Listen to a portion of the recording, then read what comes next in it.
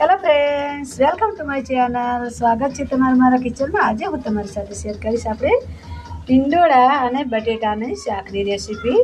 તો આપણે નવી રેસીપી નાખીશું। તો ચલો બનાવવાનું શરૂ કરીએ। તો આપણે ગેસ ઉપર કુકર ચડાવી દીધું છે। આમાં આપણે તેલ એડ કરી દઈએ। આ ચમચા ભરીને આપણે 2 ચમચા જેટલું તેલ એડ કરીશું।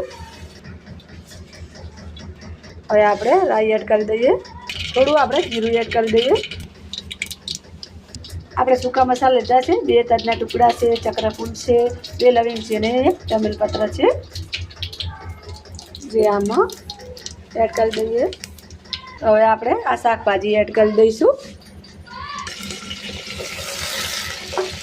તો આપણે આ કાળા મરીનો પાવડર, જીરાનો પાવડર ને લસણની પેસ્ટ કરી લીધેલી છે, જે આમાં એડ કરી દઈએ।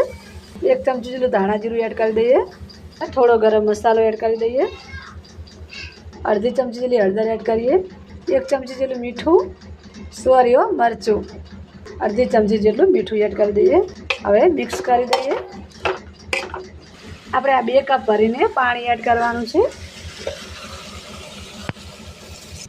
1.5 કપ જેટલું આપણે પાણી નાખીશું તોય ચાલી રહેશે, અને તમારે રસો કરવો તો 2 કપ જેટલું નાખી શકો છો। હવે આને 3 વિસલ આવે ને એટલી ઘડા આપણે શાકને ચડવા દઈશું। तो तैयार थी जैसे फ्रेंड्स आपणु टींडोळा ने बटेटानुं शाक। तो हवे आपणे सर्व करी लईए। तो तैयार थी जैसे फ्रेंड्स आपणु टींडोळा ने बटेटानुं शाक बनीने तमे जोई शको छो केटલું સરસ बनी गयुं छे। जेटલું सरस लागी रहेशे एनाथी सरस तेनो टेस्ट होशे। एक दिवस आ रेसिपी घरे जरूर ट्राय करजो तो ख्याल आवी जशे।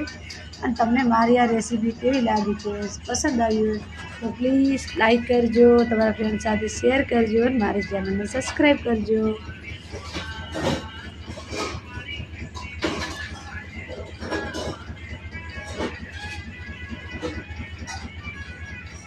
કેવી લાગી રેસીપી પસંદ આવી તો પ્લીઝ મારી ચેનલને સબસ્ક્રાઈબ જરૂરથી કરજો।